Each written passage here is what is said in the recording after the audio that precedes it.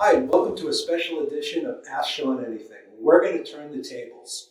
It's my turn to ask the questions. So just remember, if you have anything you want me to answer on one of these, just drop an email at askseananything@ehr.org. And first of all, I'd like to welcome Houston. Houston, could you introduce yourself? Yes, my name is Houston Stevens. I am the Director of Environmental Services here at Exeter Hospital. Great. Thank you, Houston. We're lucky to have you. We're glad to have you. So you're in charge of environmental services. Can you just explain what that is exactly and how many people are in environmental services? Well, I think there are 42 employees budgeted for. Environmental services basically is in terms of, this is about service to not celebrities, not kings and queens. This is about just real folks who care about making sure that we have a very clean product presentation. We're dealing with people who are sick. So this is far more meaningful to me than dealing with that luxury 5-star world, which is an amazing world. But when those people get sick, right, Michael Jacksons of the world and all those others, when they get sick, what do they do? Right here in the hospital. So my point is, those patients, the patients that are currently here, I assure you are a VIP member to their family, to their friend, associate, what have you, and we better make sure that we get it right. Right? They're not here for our personal stories. They're not here for drama that they're hearing about from employees. They're not here for anything except their quality, 5-star quality of care that they're looking for and that they're demanding. And we better make sure that we get it right on the head. We have to. Because we're dealing with people who may not make it out of here. And when you're walking down the corridor, sometimes you can feel the visitors and those that love the patients who are here. You can tell they're going through having an emotional time, and we have to be there for them. Excellent. So healthcare to me is the ultimate team sport. That's what I've called it before, much to my basketball friend's chagrin. I think it really is, right? Because to your point, people don't really come here because they're having a great day. Nobody picks Exeter Hospital out of a catalog and says, God, it's beautiful, I want to go there. So your team is such a big part of that team. Can you explain a couple of things that you're doing in regards to falls prevention and in regards to infection prevention as part of that team? Great, thank you for asking me those two questions. So in terms of fall prevention, we are actually just started this working with CLO here. And what we are doing from the EBS support services team is that we are increasing our radar, if you will, in the patient rooms, meaning that when we're going inside the rooms and we're introducing ourselves, we're checking for safety issues that may be in the room that may pose a threat to a patient potentially falling, right?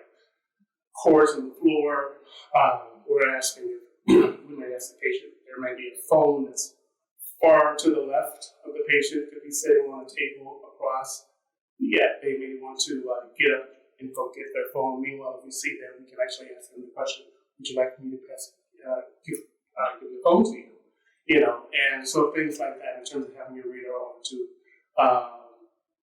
just having our eyes and ears and on to patient safety. And that's a big component that we also take from environmental services perspective.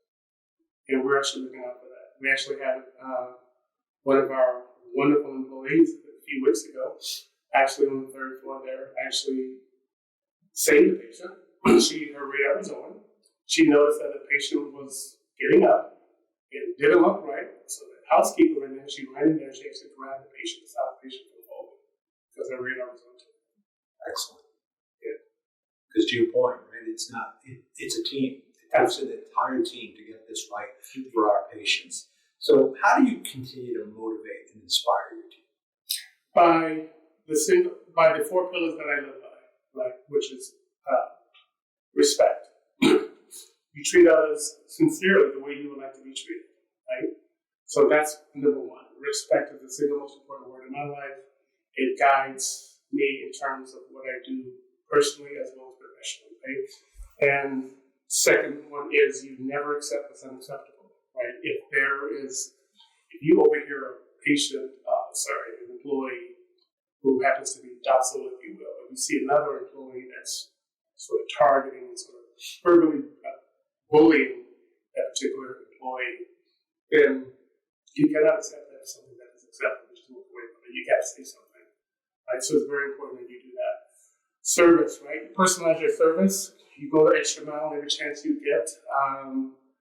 There's a story of what I mean by personalizing your service, right?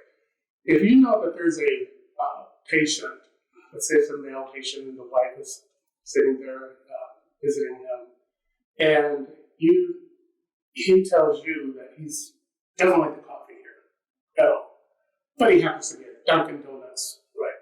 Savant, right? And he loves his medium coffee with cream and 4 sugars, right? But you know you can have coffee, right? And so you find that out, but you let the nurses know, right? That the gentleman is interested in Dunkin' Donuts. So I would then go hop in my car, drive to Dunkin' Donuts, come back with his coffee, without him knowing anything that I just did this for him. That's what I mean about personalizing your service. And actually wound up, I walk into the room and give the patient his coffee, and he says, "Oh my God, wow, I can't believe you just did that for me. Wow, thank you." That's one example. Personalizing your service, going the extra mile. And so how do you think that patient's going to feel about you? Fantastic. In terms of service, right? In the hospital culture.